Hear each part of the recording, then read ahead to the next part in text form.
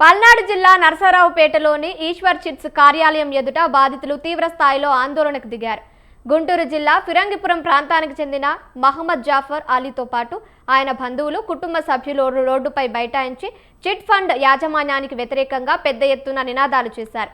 కొన్ని నెలల క్రితం ఈశ్వర్ చిట్స్లో 25 లక్షల రూపాయల విలువైన చిట్టి వేశామని పాట పాడుకొని గడువు ముగిసినప్పటికీ తమకు రావాల్సిన నగదును చెల్లించకుండా నిర్లక్ష్యం చేస్తున్నారని బాధితులు ఆరోపించారు.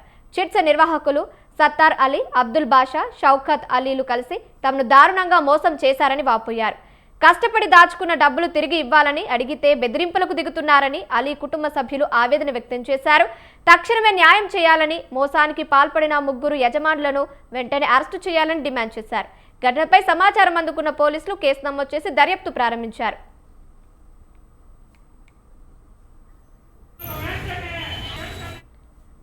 రైట్, దీనికి సంబంధించి మరింత సమాచారం మా ప్రతినిధి వీరాస్వామి ఫోన్ ద్వారా అందిస్తారు. చెప్పండి వీరాస్వామి. కావ్య, పల్నాడు జిల్లా నరసరావుపేటలో మరొక చిట్స్ కుంభకోణం మాత్రం వెలుగులోకి వచ్చింది. ఈశ్వర్ చిట్స్ అనే కంపెనీ దాదాపు బాధితుల్ని మోసం చేస్తుంది. ఈ ఈశ్వర్ చిట్స్ కంపెనీ ఎదుట బాధితులు కూడా నిరసన వ్యక్తం చేసి తమ ఆవేదన కూడా వెలిపించిన పరిస్థితి నెలకొంది. తాము చిట్టీలు కట్టామని, 25 లక్షల రూపాయల చిట్టీలు వేశామని, ఆ డబ్బులు నెలవారీ పద్ధతిలో కూడా చెల్లించినా గానీ యాజమాన్యం దాదాపు 2003లో పూర్తి చేసినా గానీ ఇంతమటికి డబ్బులు ఇవ్వలేదని తమ ఆవేదన వ్యక్తం చేశారు. సత్తార్ అలీ, అబ్దుల్ బాషా, షౌకత్ అలీ వీళ్ళ 3 కలిసి మమ్మల్ని బెదిరింపులకు కూడా పాల్పడుతున్నారని చెప్పేసి తమ ఆవేదన కూడా వ్యక్తం చేస్తున్న పరిస్థితి నెలకొంది.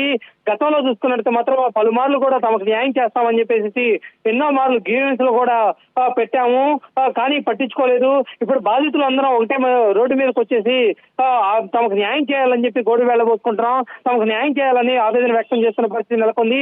ఇటీవల కాలంలో దాదాపు అదే నరసరావుపేటలో సాయి సాధన అనే చిట్ కంపెనీ దాదాపు 100 కోట్ల రూపాయల మేర పాలడుగు పుల్లారావు ఈ చిట్ నిర్వహించాడు. దాదాపు 100 కోట్ల రూపాయలు కూడా మోసం చేసిన పరిస్థితి నెలకొంది.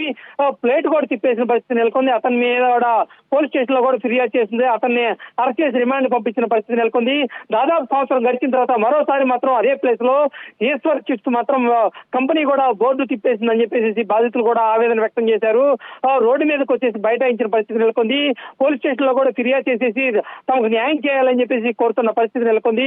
ఇది ఎటువైపు తిరుగుతుందో మనం వేచి చూడాల్సిన అవసరం ఎంతైనా ఉంది. దీంతో పాటు చూస్తున్నట్టు మాత్రం నరసరావుపేటలో మాత్రం చిట్ ఫండ్ కంపెనీలు మాత్రం పుట్టగొడుగులా పుట్టుకొస్తున్నాయి.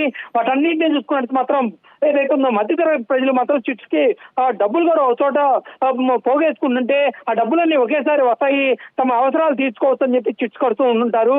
కానీ ఇక్కడ మాత్రం చాలా మంది కూడా పుట్టగొడుగులా పుట్టుకొస్తున్నాయి.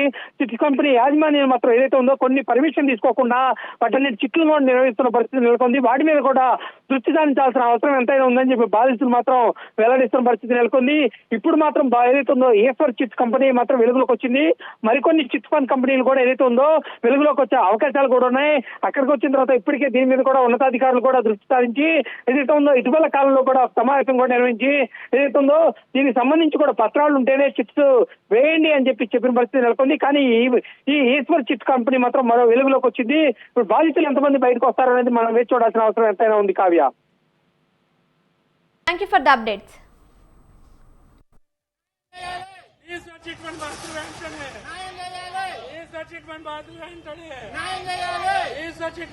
వెంటనే